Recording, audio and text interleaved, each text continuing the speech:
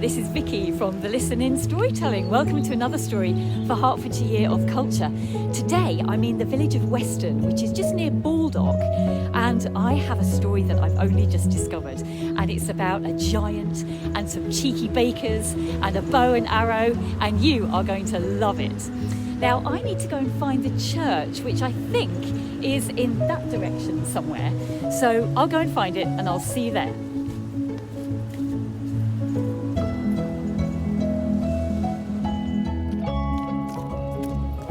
Well, I'm at the back of Holy Trinity Church in Weston, and it's a beautiful day, and I can see lots of really lovely rolling Hertfordshire countryside from here. Now this story is the stuff of legend round here, and it's about somebody called Jack OLegs. Now Jack OLegs lived in Hertfordshire like me and lots of other people, but unlike other people, Jack OLegs was a giant.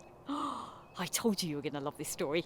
Can you imagine a giant striding through these fields and roaming through these villages? Well, Jack OLegs lived a long time ago, a time when, as it got dark, you wouldn't be able to just switch on the light. You'd have to light a candle.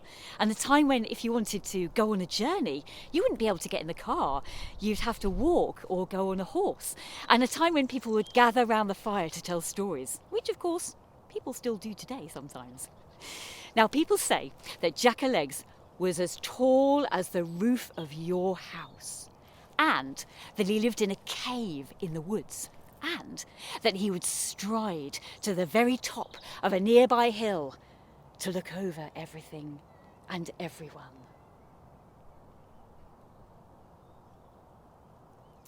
Now, no one knows quite what Jack OLegs looked like, which is really fun because that means that you get to use your imagination to think about what he might have looked like. We know that Jack OLegs was really, really tall, but maybe you think he was tall and broad. Or maybe you think he was tall and skinny. Maybe he had really curly hair. Or maybe he had long, straggly hair that would blow about in the wind. Or maybe he had no hair at all.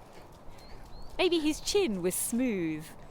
Or maybe it was covered in pimples. Or maybe his chin was bristly like a brush. Or maybe he had a big bushy beard. And we always think of giants as having big booming voices. Hello!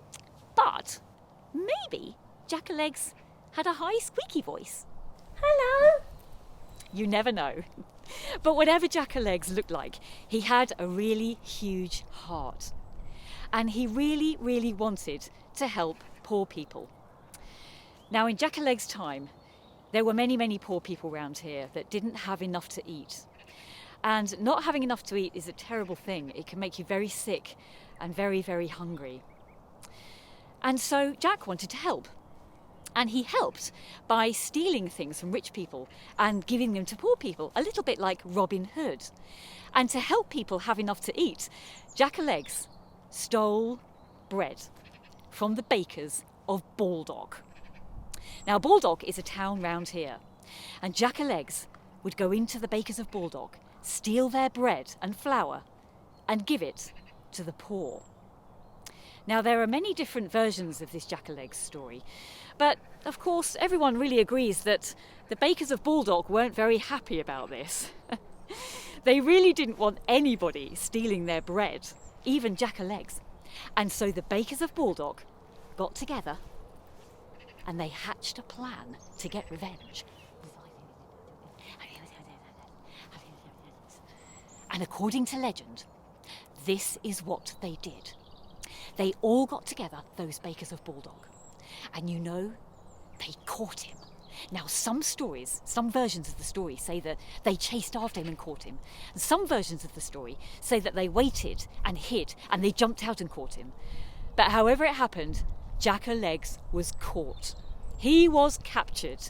And of course, the bakers of Baldock wanted to make sure he paid dearly for stealing their bread. He was going to have to pay with his life for his crimes.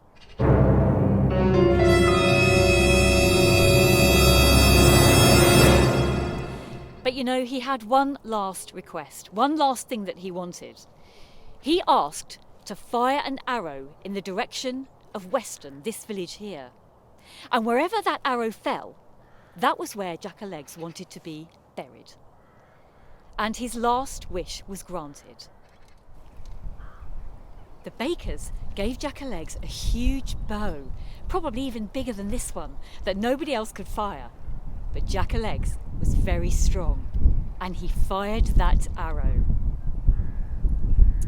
Well, that arrow that Jack-o'-Legs fired went miles, and people say that it hit this church steeple at Holy Trinity Church in Weston before falling to the ground.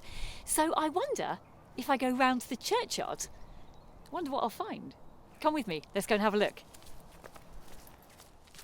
Oh, just look what I found in the graveyard of Holy Trinity Church in Weston. This must be exactly the spot where that arrow fell, because it's actually marked Jack-o'-Legs' grave. And there's a stone right down there, and there's another stone this end, and that actually shows you just how tall Jack-o'-Legs was. Well, if you're visiting the area of Hertfordshire near Weston anytime soon, or maybe you live round here, you can come and find Jack-o'-Legs' grave as well and see it for yourself. And now you know, and you'll be able to tell the story yourself of Jack-o'-Legs, the Hertfordshire giant who gave to the poor and who is the stuff of legend. Thank you so much for joining me for a story today. Have a lovely day, and I hope to see you really soon. Bye.